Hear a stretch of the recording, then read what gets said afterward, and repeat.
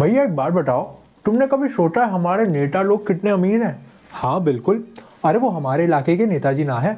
सुना है उनका बटुआ गड्डियां रख रख के इतना मोटा हो चुका कि नेताजी उसको भी जिम ज्वाइन करा दिए। क्या बात कर रहे हो, बटुए को ही जिम ज्वाइन करा दिए? वाह। मैंने तो ये भी सुना है कि नेताजी क्रेडिट कार्ड भी सिर्फ सोने का इस्तेमाल करते हैं। वो क्या है ना, प्लास्टिक वाला उनके लाइफस्टाइल के साथ मैच नहीं करता। सोने का क्रेडिट कार्ड? क्या बात है भैया, हमारे पास तो एक ही कार्ड है, हमारा राशन कार्ड। अरे ये तो कुछ भी ना है। वो ना है बगल वाले इलाके का विनोद, वो बता रहा था कि उनके इलाके के नेताजी का बंगला इतना बड़ा है कि वहां का खुद का पिन कोड है। बंगले का अपना पिन कोड? क्या बात है, फिर तो बाथरूम जाने के लिए भी टैक्स देना पड़ता होगा। जब भी हम कोई जॉब ढूंढते हैं तो उसे स्टार्ट करने से पहले सब देखते हैं, उसकी सैलरी कितनी है, पर्क्स क्या क्या मिलेंगे, फूड अलाउंस कितना मिलेगा, एलटीए कितना है।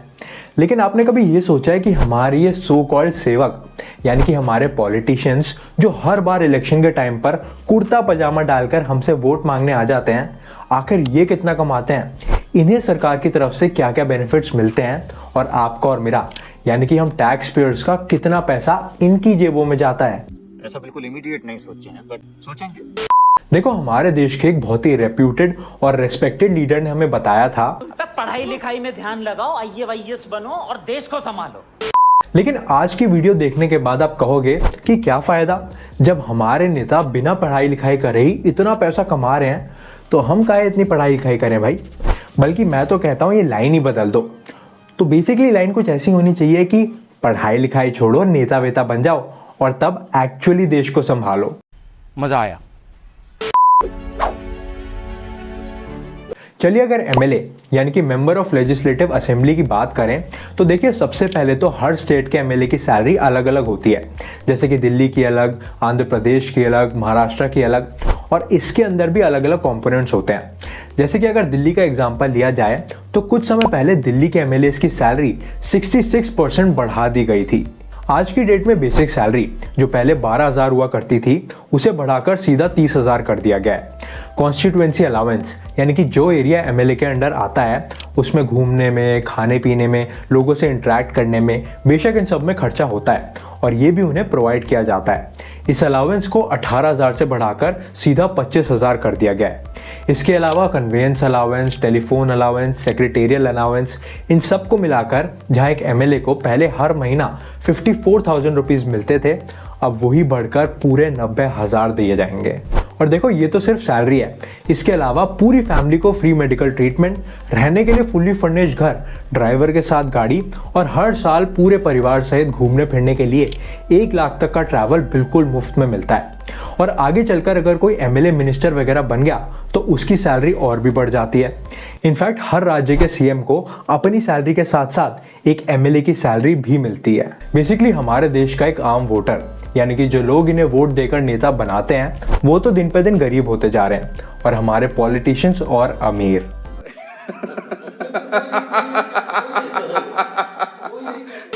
अब भैया, अगर आप ये सुन के हैरान हो तो और सुनो, दिल्ली के एमएलए की सैलरी तो टॉप 15 स्टेट्स में भी नहीं आती। देश में सबसे ज्यादा सैलरी उठाते हैं तेलंगाना के एमएलए, जिन्हें हर महीने अलाउंसेस मिला के 2,75,000 रुपए मिलते हैं। महाराष्ट्र में नंबर है 2,30,000 रुपए और कर्नाटका में 2,05,000। इस लिस्ट में सबसे नीचे आते हैं नागालैंड के एमएलए, जिन्हें हर महीने केवल 35,000 रुपए ही मिलते हैं। हे प्रभु, हे हरि राम कृष्ण जगन्नाथ प्रेमानंद। अगले जन्म या तो नेता के घर में पैदा करा देना या फिर मेरे को ही नेता बना देना। मस्त प्लान है। मेंबर्स ऑफ पार्लियामेंट एक्ट 1954 के तहत एक एमपी की बेस सैलरी 1 लाख रुपए होती है, जिसके ऊपर कई सारे बेनिफिट्स भी मिलते हैं। जैसे कि 2,000 रुपए की डेली अलाउंस जो कि उन्हें हर उस दिन के लिए दी जाती है जब या तो वो कोई पार्लियामेंट का सेशन अटेंड करते हैं या फिर पार्लियामेंट की किसी स्टैंडिंग कमेटी की मीटिंग अटेंड करते हैं। यानी कि सैलरी के ऊपर पॉकेट मनी अलग। ये भी ठीक है।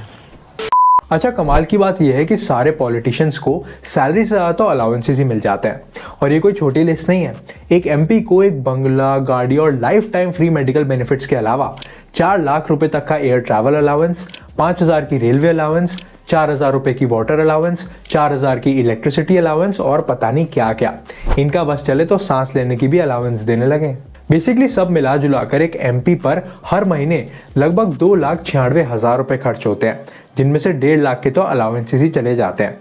एक आरटीआई क्वेरी में पाया गया कि 4 सालों में टैक्स पेयर के लगभग 2,000 करोड़ सिर्फ एमपीज की सैलरीज पर खर्च हुए थे। अच्छा, पिक्चर अभी बाकी है मेरे दोस्त। देखिए, वैसे तो 2003 में भारत सरकार द्वारा गवर्नमेंट एम्प्लॉयज के लिए पेंशन सिस्टम को खत्म कर दिया गया था। यानी कि 2004 के बाद जो लोग भी गवर्नमेंट जॉब्स के लिए सिलेक्ट होंगे उन्हें रिटायरमेंट के बाद पहले की तरह पेंशन नहीं दी जाएगी। लेकिन ये रूल हमारे चहेते एमपीज पर लागू नहीं होता। एमपीज का पार्लियामेंट का टेन्योर खत्म होने के तुरंत बाद उन्हें 20,000 रुपए की पेंशन मिलती है। और इंटरेस्टिंग पार्ट यह है कि ये हर एक एमपी को मिलती है, चाहे उन्होंने अपना टेन्योर पूरा किया हो या फिर नहीं। इनफैक्ट अगर कोई एक दिन के लिए भी एमपी रहा हो तो उन्हें भी पूरी जिंदगी पेंशन मिलेगी। इसके अलावा किसी भी रिटायर्ड एमपी की डेथ के बाद वही पेंशन उनकी स्पाउस को मिलती रहती है। आज की डेट में लोकसभा में करीब 4,000 रिटायर्ड एमपीज हैं जो पेंशन ले रहे हैं। इनफैक्ट एक रिपोर्ट के मुताबिक 2018-19 में टैक्स पेयर्स के हर महीना लगभग 70 करोड़ रुपए इनकी पेंशन में खर्च हुए थे। जली ना, तेरी भी जली ना। जब भी इलेक्शंस आते हैं हमारे नेता वोट मांगने तो आ जाते हैं, गरीबों के साथ खाना खाते हैं, उनके साथ फोटो खिंचवाते हैं, पर सवाल यह है कि क्या वो इन लोगों की प्रॉब्लम्स को एक्चुअली समझते भी हैं।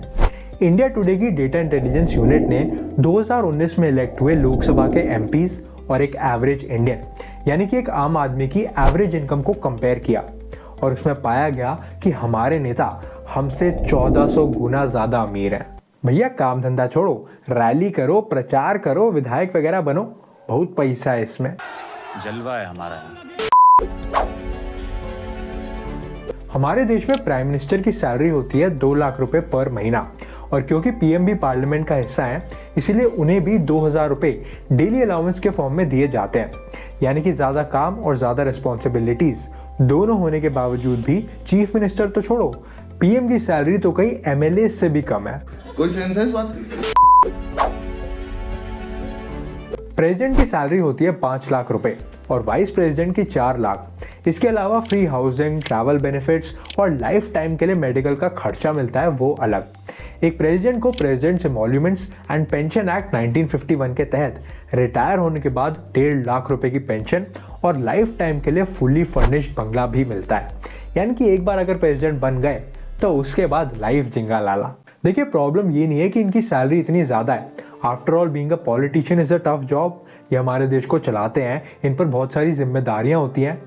प्रॉब्लम यह है कि इतनी सैलरी होने के बावजूद भी आए दिन हमें किसी न किसी एमपी या फिर एमएलए से जुड़ा हुआ करप्शन का केस सुनने को मिल ही जाता है। प्रॉब्लम यह है कि हमारे नेता इतना कमा तो रहे हैं पर क्या वो इस जॉब के लिए क्वालिफाइड भी हैं? कौन सा जॉब? देश को चलाने का जॉब सर। आपको जानकर शायद हैरानी होगी पर हमारे देश में एमपी या एमएलए बनने के लिए किसी भी तरह की क्वालिफिकेशन की जरूरत ही नहीं है। प्रॉब्लम यह है कि हमारे देश में जितने भी लीडर्स हैं उनमें से आधे से ज्यादा पर क्रिमिनल केसेस चल रहे हैं जिसमें मर्डर तक भी शामिल है। प्रॉब्लम यह है कि हमारे देश के 80% से ज्यादा नेता करोड़पति हैं, लेकिन इसके बावजूद भी आज तक सिर्फ एक ऐसे एमपी हैं जिन्होंने अपनी पेंशन लेने से इनकार कर दिया, ये कहकर कि ये पैसा देश के कुछ काम आ सकता है। यानी कि हर साल टैक्स पेयर्स का अच्छा खासा पैसा उन पॉलिटिशियंस की पेंशन में चला जाता है जिन्हें इसकी जरूरत भी नहीं है। देखिए, मेरा मानना यह है कि सबसे पहले जिन नेताओं को पेंशन की जरूरत नहीं है उन्हें इसे सरेंडर कर देना चाहिए। दूसरी चीज ये है कि पॉलिटिशियंस की सैलरी ज्यादा होनी चाहिए, तभी तो यंग लोग डॉक्टर और इंजीनियर बनने के अलावा पॉलिटिशियंस बनने के बारे में भी सोचेंगे। लेकिन सैलरी ज्यादा होने के साथ जनता के साथ अकाउंटेबिलिटी और ट्रांसपेरेंसी भी बढ़नी चाहिए, तभी देश का भला हो सकता है।